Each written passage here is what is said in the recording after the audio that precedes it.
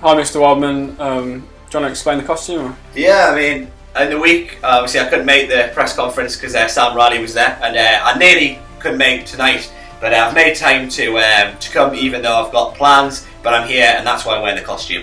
Okay, what kind of message do you think it sends out to the players dressed up as Superman after another tough loss? But the message, I think, is that there's a bigger game going on than just football. Sometimes you just got to let it go, and you just got to remember hope. You've got to remember that there's some good in this world, and it's worth fighting for. That's why I'm wearing this. This is a symbol of hope, that we still have hope in this league, no matter what's happened today.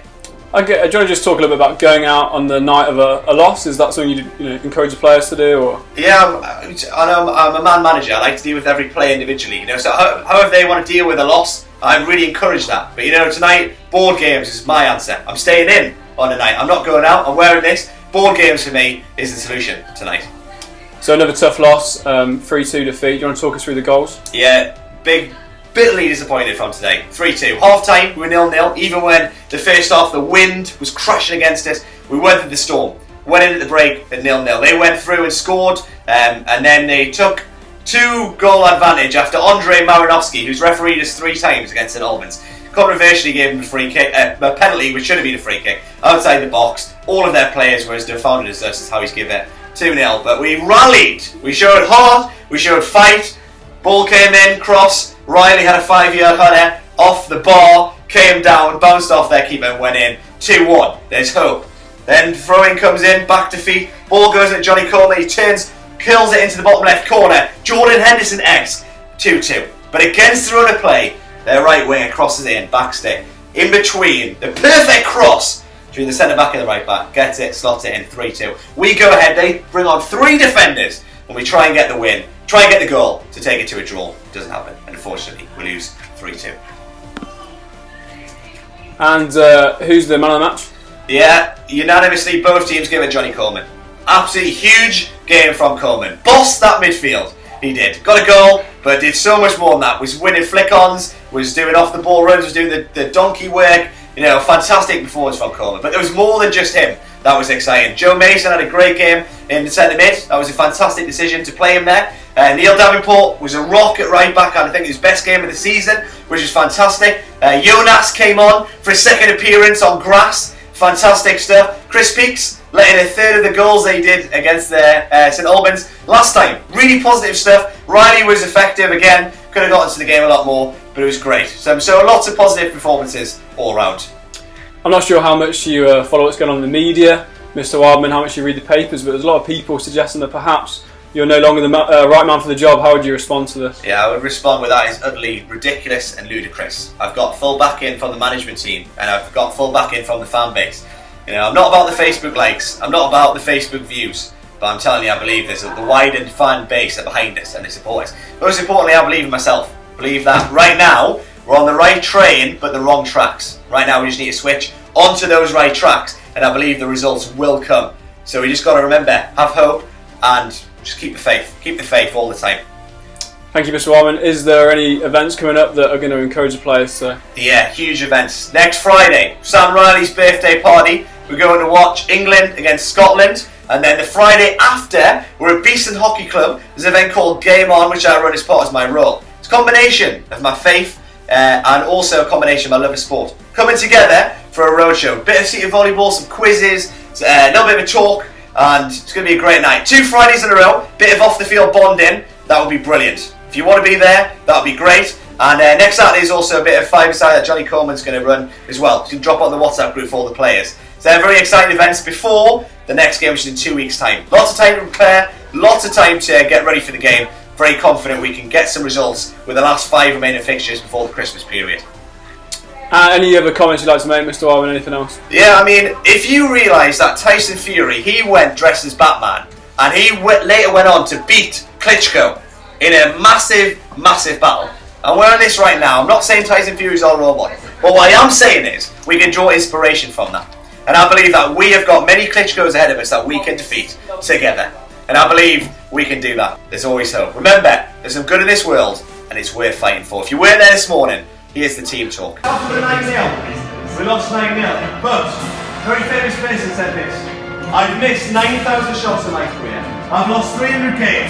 26 times I've been trusted with the last game-winning shot, and I've missed. I've failed over and over again. Who said that? Michael Jordan. Not Tom Kite. Michael Jordan said that. We may have lost 9-0, but Michael Jordan said you have to fail first before we succeed. But after the 9-0 defeat, I know a few of you may be thinking, I can't do this anymore now. I can't do this. Well, I have to say to you, it's all wrong. By rights, we shouldn't even be here. We shouldn't have lost 9-0. But it's like the great stories this morning was. The stories that really matter. Full of darkness and great danger they were. And sometimes you didn't want to know the ending. Because how could the ending be good? How could the world go back to the way it was when so much bad had happened to it? But the darkness must pass. A new day will come. And when the sun shines, it will shine out the clearer. Those are the stories that matter. But I know something. Folk in those stories had many chances of turning back. Only they didn't. Because they were holding on to something. What are we holding on to now? Jay? And it's a good in this world. And it's worth fighting for! Now on Helm's Deep. How much do you pay? Do the words, Naganagadayan, Dan Kalmini. Do they mean anything to you? No, they don't. Jay might know. It was when Legolas said, the Aragorn said to Legolas, when the guy's running, bring him down, Legolas, bring him down. That's what I'm saying to those wingers. That's what I'm saying. I'm saying, Naganagadayan, Dan Kalmini. Naganagadayan, Dan Kalmini. Right winger, left winger. Take him down, Legolas. Many of us are wondering, will anyone ever put us in songs and tales? I mean, I wonder if we'll ever be taught about campfires or run out of a big book with red and black letters years and years after. And people will say, let's hear about Man Arctics and St. Next FC. Oh, God. And they will say, yes, that's one of my favourite stories. That Morgan Smith was really brave. Wasn't he, Dad? Yes, Mum. He was one of the most famous of centre-backs. And that's saying a lot. But no, we've left that one of the chief characters, Joe O'Brien, the stout hearted. I want to hear more about Joe, Dad. Morgan wouldn't have got far without Joe. Now, you may think I'm making fun, but I'm being serious. The darkness of the 9-0 must pass. A new day has come last week, and when the sun shines, it will shine out the clearer. Those are the stories that matter. Folk in those stories have many chances of turning back. We're not going to turn back. We're going to go out there and try to avenge that result a few weeks ago. Because, as I rightly pointed out to Jay, there's some good in this world, and it's worth fighting for. Come on!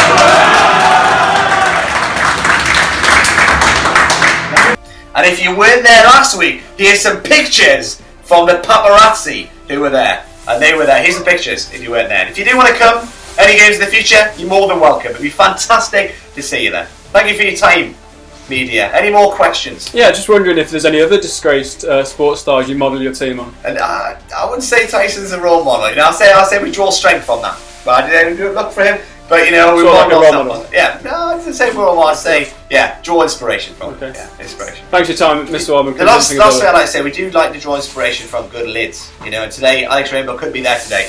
You know, he's managed to support the team with his role as asking questions, but great lid from the guy behind the camera. I just want to show you why he wasn't there today, because he was sculpting this fantastic cut. God, that's just fantastic. I'm gonna do 360 view of that. There we go. The back's quite good.